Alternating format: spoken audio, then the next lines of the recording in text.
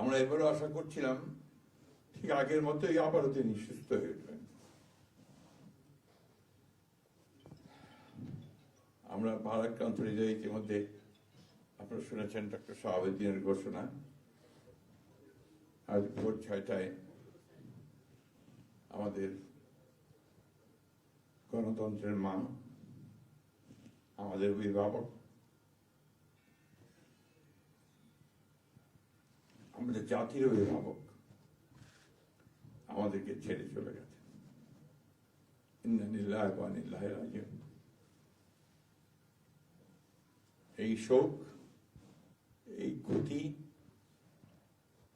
এটা অস্বাভাবিক, অপূরণীয়। এই জাতি কোনোদিন পূরণ করতে পারবে না।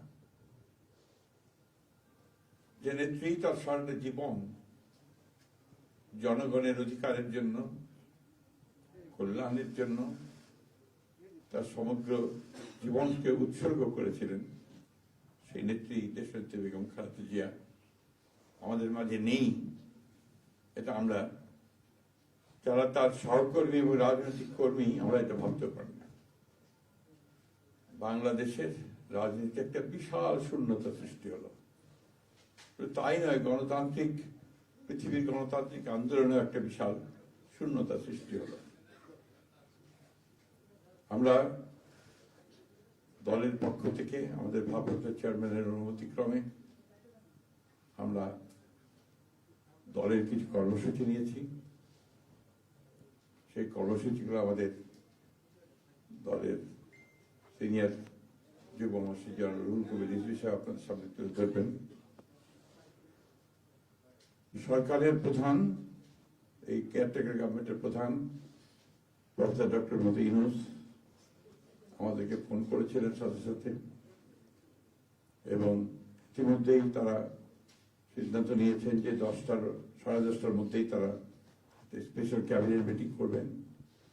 সেই ক্যাবিনেট মিটিংয়ে তারা দেশনেত্রী বেগম খালেদা জিয়ার যে শেষ কাজগুলো, তা জানাজা, তার দাফন, তাকে রাষ্ট্রীয় মর্যাদায় দাফন করা, তাকে রাষ্ট্রীয় মর্যাদা দেওয়া, এই বিষয়গুলি নিয়ে তারা সকাল 10টার সময় একটা সভা করবেন। এরপরে আমরা পুরো জিনিসটাকে কোঅর্ডিনেট করে আবার সেটা আপনাদের সামনে জানাবো। আমি এখন অনুরোধ করব আমাদের দলের সিনিয়র যুব মহাসচিব জনাব রুহুল কবির রিজভী, তিনি আপনাদের সামনে দলের কর্মসূচিটা জানাবেন। এটা হচ্ছে আপাতত এখনই নেওয়া কর্মসূচি। এরপরে আমাদের একটা স্ট্যান্ডিং কমিটি মিটিং হবে 12:30টার দিকে। সেই মিটিংয়ে আমরা আরো বিস্তারিত কর্মসূচি গ্রহণ করব, আর সরকার যে সমস্ত কর্মসূচিগুলো তার সঙ্গে কোঅর্ডিনেট আমরা করব, এবং সেই বিষয়গুলো আমরা আপনাদেরকে পরে জানাবো। ধন্যবাদ। আসসালামু আলাইকুম।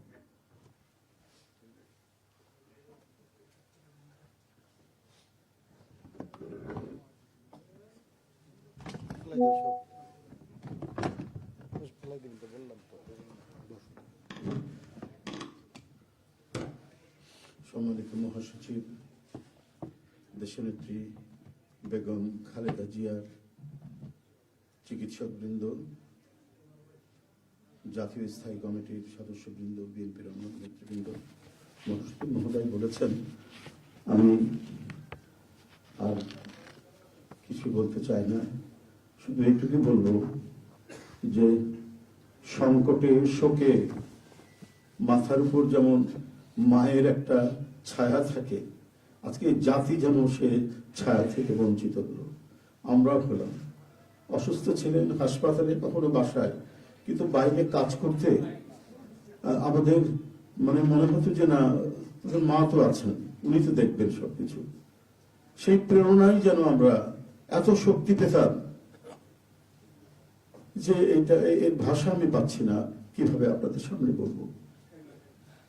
এক সময় সেই ছাত্র জীবনে এখানে ডাক্তার শাহাবুদ্দিন ভাই আছেন, তাদের হাত ধরে ছাত্র রাজনীতিতে এসেছিলাম। এরপরে একটা দীর্ঘ জীবন যার নেতৃত্বের ছায়ায় বেড়ে ওঠা, তিনি এত তাড়াতাড়ি চলে যাবেন, এ বড় বেদনার, এই শোক এবং এই সংকট কাটিয়ে ওঠা খুব মুশকিল, এই ক্ষতি কাটিয়ে ওঠা জাতির জন্য খুব মুশকিল। এত নিপীড়ন সহ্য করে, এত চোখের সামনে সন্তানের লাশ দেখে শুধুমাত্র দেশ এবং মানুষ এবং গণতন্ত্রের জন্য কি অটুট বড়বল দিয়ে তিনি টিকে থেকেছেন দলীয় কার্যালয়ের মধ্যে বিভিন্ন ভাবে। তারপরেও কখনো তার চোখে মুখে কোথাও তিনি এটা আমরা পাইনি। আজ তিনি পৃথিবী থেকে চলে গেলেন, আমরা তার আত্মার মাগফিরাত কামনা করছি। সারা দেশ এবং সারা বিশ্ব এই নিপীড়িত মজলুম নেত্রী তার জন্য গভীর শোক জানাচ্ছে। উপস্থিত সাংবাদিক বৃন্দ, গণতন্ত্রের মা, বারবার হারানো গণতন্ত্র পুনরুদ্ধারে অবিসংবাদিত নেত্রী, মানুষের নাগরিক স্বাধীনতা, বাক ব্যক্তি স্বাধীনতা রক্ষার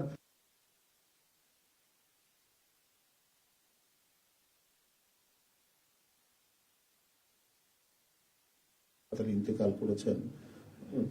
চিকিৎসক বৃন্দ যেটা ঘোষণা করেছেন 6টায়, ইন্না লিল্লাহি ওয়া ইন্না ইলাইহি রাজিউন।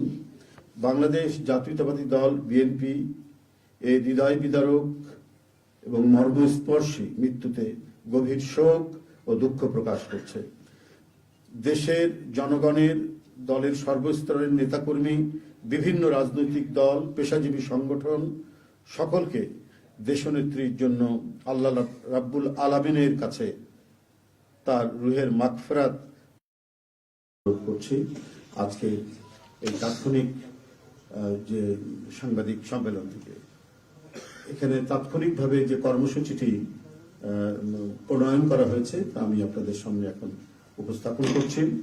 কর্মসূচি: দেশনেত্রী বেগম খালেদা জিয়া আমাদের মাঝে নেন, পৃথিবী থেকে তিনি চলে গেছেন। তার মৃত্যুতে 7 দিন ব্যাপী বাংলাদেশ জাতীয়তাবাদী দল বিএনপি শোক পালন করবে।